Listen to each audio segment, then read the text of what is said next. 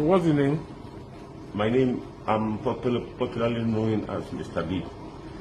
B is for Bilal, B-I-L-A-L. Okay.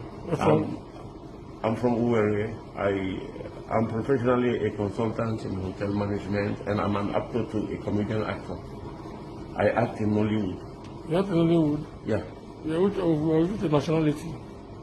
Originally, I'm from Lebanon, but fortunately they didn't take my photocopy of I'm an ECOWAS citizen, a Sierra Leonean.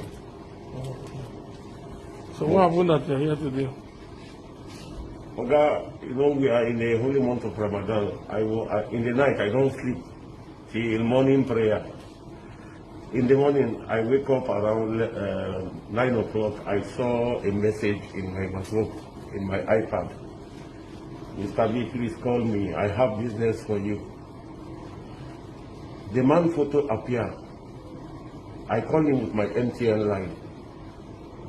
Who is this? He said, my name is Clifford. We have a new hotel for you to take over, and we have a new movie for you to feature in. We need a white man, and we know you therefore Uwere. So I told him where, he told me where I will meet him, along Aba Uwere Road. When you are going to Aba, before you reach the Uwere Airport junction, he told me that there is Arab contractors there.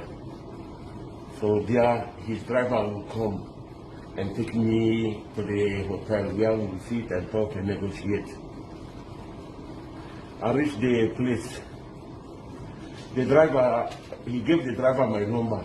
So I have the driver in my phone. I told him, are they in front of Arab contractors? He said, okay, I'm coming. Like 2 minutes, he just appeared. Are you Mr. B? I say, yes. He said, okay, yeah. Now enter, now follow you. Because I was with my Igbo brother. I have an Igbo family. They take care of me in Owerri. I stay in his house. Now his motor, Venza, he gives me to drive to go meet these people. So he enter. He said, I enter this way. I enter. Like 5, 10 minutes, 15 minutes. Okay, where you take me now? Me and Mr. Clifford not talk like that. Where are you taking me inside? Okay, don't worry, we'll go reach very soon. Before you know it, like I don't enter 30 minutes. At the past village. I never know even a river state I don't enter. At the past village, and I'll do prayer inside me. We reach one isolated area. About 7 people come from bush. One of them carry one local pistol. They started hitting me with cutlass. See, they even hit me. This guy hit me. This guy carry a front. They hit me in my body. See my jaw swollen. See my hip. Hit me. Oh yeah, enter. Today you must give us all your money. All your money for ATM, you must transfer anything or we'll cut it to pieces. Me, I was shocked because in my 30 years in this country, I've never been attacked. I've never been attacked for once. So they enter, they push me to the seat in the drive. The motor gets sensor. He don't know how to drive, and I show him how to do it. So we go front. I begin to pray. I say, see another village. Oh. Luckily for me, we reached for one place, 2 pound 3 days for road. So they cannot cross. He has to stop the motor. One of the kidnappers at the back came down to take the pantry out.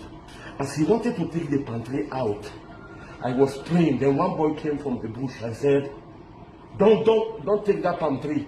Leave it. Then I had the chance to open the door. I opened the door. Because there were 3 kidnappers behind, and he was driving. So I came down and I started running. I was inside the village. People came from nowhere. They surrounded me. They ran with the motor.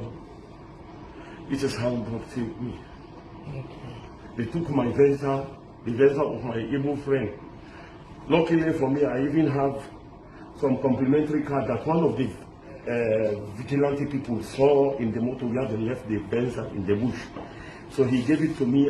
Because They took my iPad, they took my 3 chains, they took my phone. I don't have nobody. The only number I cram in my head is my wife's number, my river wife number. She lives for Bayelsa. I told her to call the Igbo man. She lost her phone. She never had my Igbo brother number. So luckily I have a card for somebody that has an aluminium factory that knows us very well. So I called him. I said, Mr. Ifan, this is Mr. B. I've been kidnapped. Call Ralph to call this number. He called me. So I narrated the story to him. And that is it. And later on, many police people, I salute all of them, many of them, a battalion of police people came before DPO finally came and took me. They took very, very, very, very good care of me.